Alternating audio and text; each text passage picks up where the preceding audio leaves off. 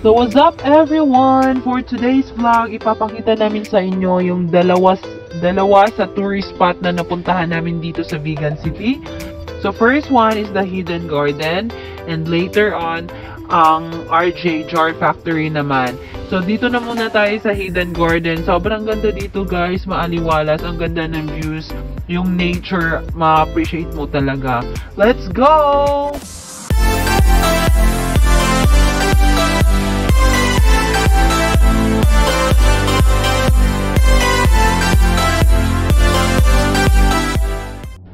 So, eto guys, pagpasok mo ng Hidden Garden, ito yung parang pinakabungad. So, yung mga tanim na yan, binibenta yan ang alam ko eh. And then, yung mga pictures dyan, madami dyan mga artista. Yung mga artista ang nakapunta dyan, nagpicture sila. Tapos, nandyan nga sila Robin eh. Robin Padilla. Maraming mga artista dyan. Tapos, ang daming mga antique guys. Grabe, ang gaganda.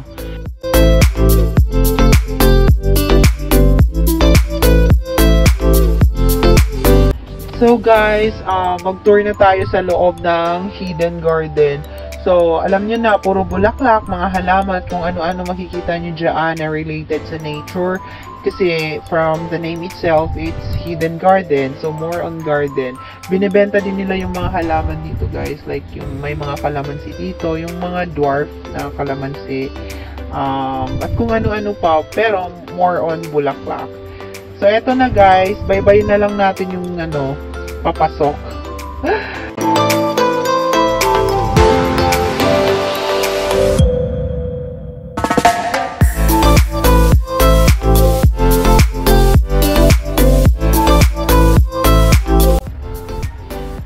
So, eto guys, maraming spots dito na pwede kang mag-pictures. Ayan, madaming bench. Tapos, eto namangha ako dito eh. Ayan o, ang ganda no. Sino ba yan siya?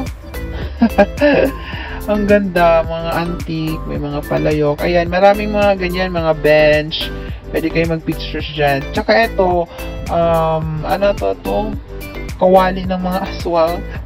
Meron pa silang pausok-usok effect, Tapos, dire-diretso lang tayo. Pasok tayo. Kung nakita nyo yung mga halaman sa gilid-gilid, very green, diba? Ang ganda. Parang mga gabi-gabi lang ata yan, eh, no? Tapos may mga bamboos, mga Chinese bamboos and all.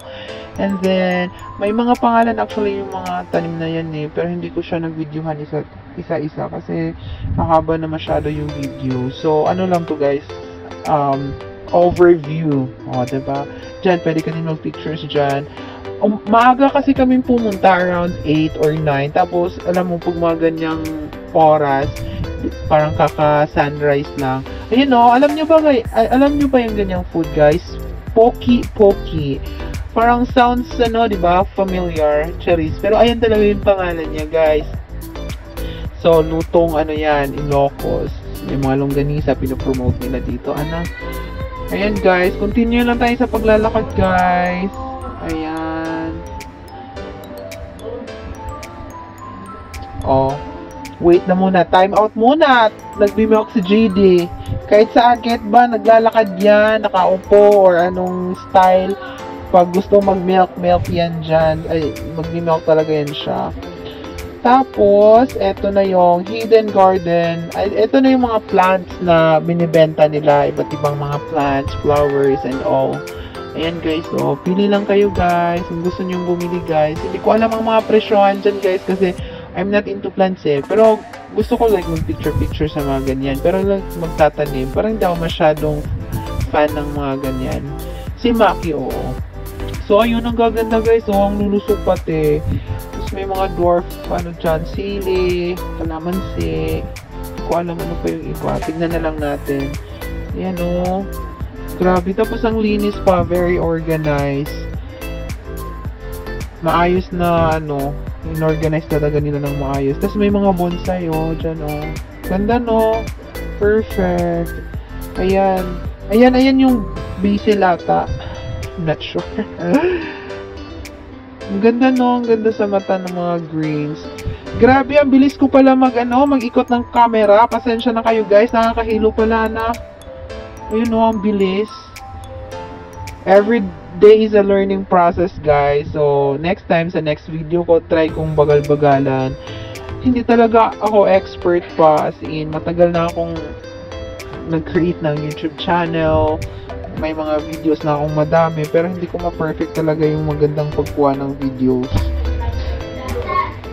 So, ngayon, guys, andito tayo sa akala ko RJ. RG pala. I thought it was R and J like Juliet. Guys, pasensya na kayo. RG pala. Romeo at Golf. So, ito yung entrance.